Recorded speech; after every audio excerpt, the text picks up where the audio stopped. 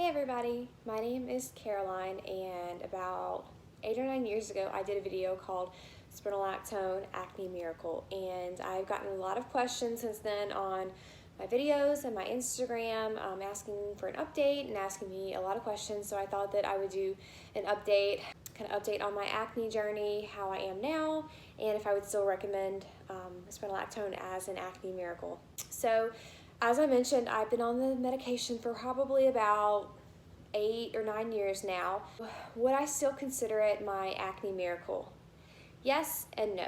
Sometime during last year, in 2019, I started breaking out more than I had in a long time.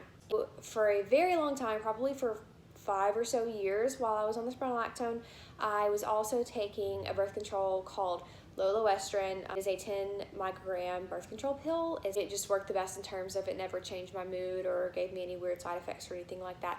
So I was on that plus the spironolactone. I think 100 milligrams is what I've been on basically the entire time. My insurance stopped covering that birth control. I could not afford that, and so I had to change to the generic.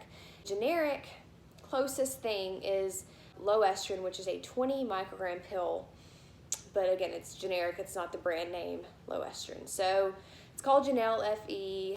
Although a lot of medications generic form I'm totally for, they're very much alike. They do the exact same thing. The ingredients are almost exactly the same. It worked for me. I was breaking out a lot. If you compared it to what my acne was before I started spironolactone, 10 years ago, no, it was never that bad. But I had been so clear to the point where I probably got 2 to 3 pimples a month, like a month. My skin was so clear. I could always count on it to be clear. I really didn't worry about acne at all, hardly anymore. It was like a thing of the past almost. As long as I took my medication, I was good to go. So I was breaking out, and nothing really helped it. Face washes, facials, changing my dose of spironolactone. Nothing really helped. In January this year, I decided that I was just going to get off of the birth control completely because it just wasn't working for me. So I got off of it. And one thing that did happen when I got off of the Janelle, I got really, really bad body acne, mainly on my back, but also up here on my chest a lot. And I haven't had body acne since I was in high school. Like, I've not had that problem at all. It was at one point that I got off birth control a couple years ago for a very short amount of time, and I got back on it because that happened to me then. I got the chest acne here. It wasn't like really, really red or crazy. It just was really bumpy all across my chest, and it just was just so textured. It was so different. That started back pretty quickly, and we're almost, 10 months out stopping birth control, and I still have not been able to get that underneath control. I've done everything. Nothing really helps very much. It might get a little bit better, but it's not going away. Like, if you look at it, you don't really see it, but if you feel it, it's definitely there. I still am breaking out kind of regularly, probably like a new pimple every day or every other day. I'm constantly trying to heal one. It seems like as soon as I get one healed, I have another one. Along with the bumps that I've gotten on my chest and my neck up here, I've gotten some bumps around like my forehead area and kind of right here on my temples, and then it'll kind of come and go around here on my chin, which some people might say is from the mask and COVID and everything, but with the fact that it's up here on my temples too, it kind of makes me think that it's probably not related, and it just kind of happened. The acne is still better than it was 10 years ago off of, or really not on anything, but it's not perfect. It's really it sucks some days. I get upset and I realize like my skin was so much better 2-3 years ago, and I want to be back on that birth control so bad because I really think it was just the combination of the two that really kept my hormones in check. I think this is all hormonal. It always has been. And I've even changed my skincare up to, I don't wear makeup anymore. I used to wear makeup literally every single day. If I went to work, I had a full face of makeup on. At this point, honestly, a lot of days I don't even put on concealer underneath my eyes. I just put on mascara and my brows, and I just call it a day. Really just because since my skin has not been very happy, I just don't want to make it worse. And so I only wear makeup. Like today, I was at clinicals. I'm in nurse practitioner school, so I wear makeup on the days I go to clinicals. As far as side effects go, no, I've not had any side effects. People ask me, do I pee more than normal. No, I don't pee more than anyone else does. A couple years I did find that spironolactone, I think, made my skin less oily, which I was super oily, so that was very welcomed. For the first couple years, I did get my potassium checked every 6 months because spironolactone is a potassium sparing diuretic, so you don't pee out your potassium. It was all good. There's my dogs. I have 5 dogs. It was always fine, so honestly we just quit checking it, and I get my labs done yearly at my wellness checkup, and I've never had a problem with it. People have asked me how long it took me to see results when I started spironolactone, and my answer has always been that I started taking spironolactone right off of taking Accutane.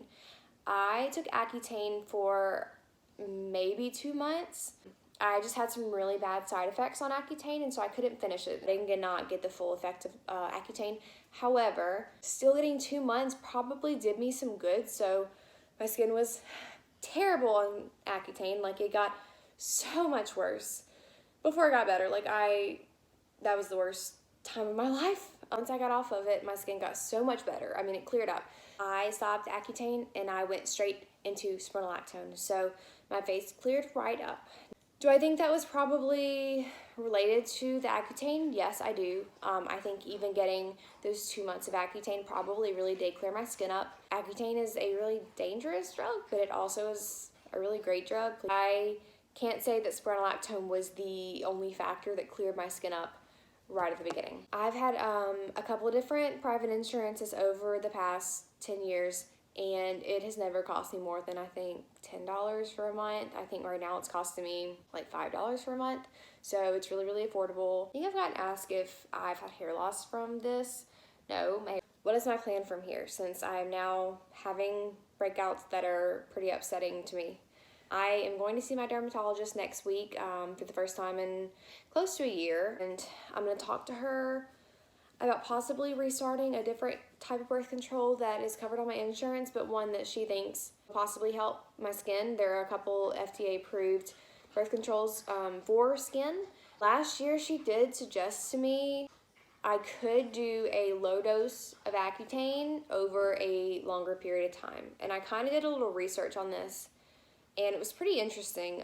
Like I said, my experience on Accutane was really bad. I'm going to talk to her about that, although I don't think that's the first thing on my mind right now. I just kind of want more information about it. A lot of people have said that they hardly had side effects doing the low dose over a longer period of time. They may have gotten a little dry skin, but they really didn't have a lot of the side effects that people had whenever they were taking the normal dose. I've heard some stuff about like clindamycin washes. That's something that I don't think I've heard about before until recently. I'm going to ask her about that, see if she thinks that's worth anything.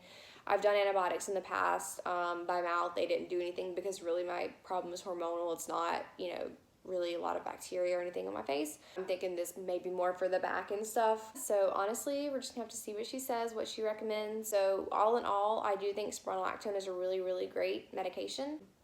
But for me, I do think that it was so effective because I mixed it with a really good birth control for my body. That combination kept me extremely clear for years. I will try to make an update in a couple months once we decide what we're gonna do. If anything changes, maybe I will, maybe I won't. I'm not a YouTuber or a blogger or an Instagrammer by any means. I've been trying to make this video for probably like 2 or 3 years now, and it just hasn't happened. I'm not good at editing or anything like that. I hope that this was informative, and if you have any other questions, just let me know. I'll try to answer them. Thanks for watching.